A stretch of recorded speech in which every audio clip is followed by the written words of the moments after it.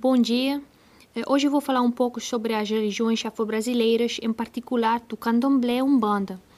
O candomblé é uma religião afro-brasileira que tem como base a ânima da natureza, sendo portanto chamada de anímica. Foi desenvolvida no Brasil como conhecimento dos sacerdotes e dos seguidores africanos que foram escravizados e trazidos da África para o Brasil, juntamente com os seus orixás, hindus, voodos e a sua cultura e o seu idioma iorubá. Entre 1549 e 1878, pelo sistema transatlântico. Por enquanto, seria um equívoco falar de candomblé sem abordar as circunstâncias históricas que possibilitaram a sua formação no Brasil. A maioria dos escravos era particularmente da Nigéria, mas também de outras partes da África. Os escravos vieram de diferentes regiões, oeste do continente africano, da Nigéria, Dahomey e Costa de Ouro, do sul-leste, Moçambique, o Congo do centro da África e Angola do sul-centro. Então, as etnias daquelas regiões foram os bantus e os sudaneses de origem iorubá, ou iwifon, na sua maioria, mas no Brasil foram chamados de Nago e Jeje. Por isso, numa mesma senzala se encontravam diversas etnias, com suas distintas crenças, seus próprios patrões. Na Bahia, por exemplo, o candomblé se disseminou por muitos outros estados brasileiros. Aliás, tornou-se uma presença marcante no Rio de Janeiro. Em Pernambuco, o candomblé é chamado de Xangô, nome de um dos orixás mais cultados na tradição afro-brasileira. Esta religião foi proibida pela Igreja Católica, mas os escravos continuaram a praticá-la secretamente, fazendo o sincretismo aos santos católicos.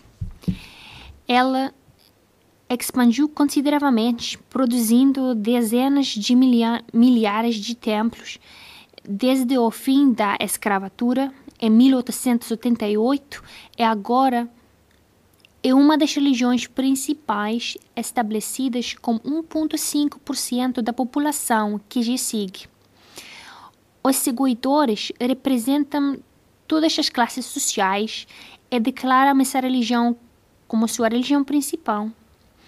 Atualmente, é praticada em países adjacentes, como Uruguai, Argentina, Venezuela e países europeus, onde se destaca Portugal.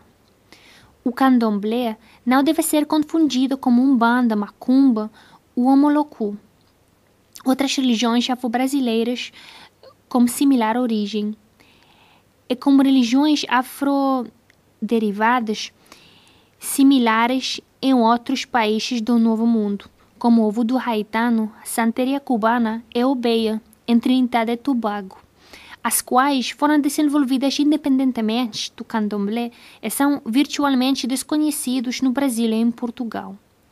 É importante mencionar que os orixás representam os 4 elementos da natureza, cujas forças se dividem em da água, da terra, do ar e do fogo. O panteão dos orixás não é mais do que a juntação das energias de todos os elementos da natureza, e cada um deles é representado por um orixá. Essas forças, quando equilibradas, produzem uma enorme energia chamada axé, que ajuda as pessoas oferecendo o apoio espiritual para enfrentar os problemas e tristezas do dia a dia. A grande maioria das nações africanas anteriores à era cristã conhecia a existência de ser supremo, Olorum, como o grande criador. Olorum é um orixá muito importante porque é o todo, é a natureza e os seus integrantes, como animais, vegetais, homens e planetas. Os orixás foram a primeira preocupação dos senhores, donos das fazendas, devido ao medo que esses laços com a África pudessem causar num curto prazo revoltas entre escravos. Então, uma forma para enganar seus senhores foi fazer-lhes pensar que a religião praticada por elas era a religião cristã. Por isso, o processo de sincretismo do candomblé oferecia uma oportunidade de idolatrar os deuses africanos, reconstruir o modelo da família africana, já perdido em Novo Mundo pelo processo da escravidão, evitando ao mesmo tempo a repressão dos senhores. No tempo das senzalas, os negros, para poderem cultar os seus orixás, ínquices e voodoos, usaram como camuflagem um altar com imagens de santos católicos e por baixo os assentamentos escondidos. Os senhores brancos agrupavam os escravos em senzalas, sempre evitando juntar os originários da mesma nação, para que não houvesse rebelião. Por esse motivo, houve uma mistura de povos e costumes que foram concentrados de forma diferente nos diversos estados do país. Os escravos possuíam suas próprias danças, cantos, santos e festas religiosas. Aos poucos, elas foram misturando os ritos católicos presentes com os elementos dos cultos africanos, na tentativa de resgatar a atmosfera mística da pátria distante. Depois da liberação dos escravos, começaram a surgir as primeiras casas de candomblé. É fato que o candomblé de séculos tenha incorporado muitos elementos do cristianismo. Crucifixo e imagens eram exibidos nos templos. Orixás eram frequentemente identificados com santos católicos.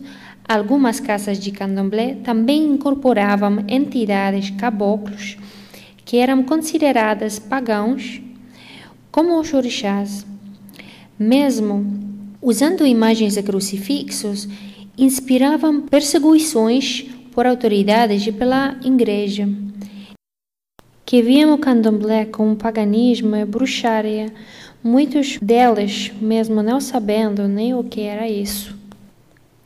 Por outro lado, a colonização seguiu outra tendência nos Estados Unidos, porque lá não havia nenhuma possibilidade de sobrevivência dos antigos cultos africanos, uma vez que a população colonizadora era protestante. O panteão africano é dirigido por 7 orixás maiores e por outros orixás menores. Os primeiros são as obras mais divinas, enquanto os últimos são ligados à própria criatura humana.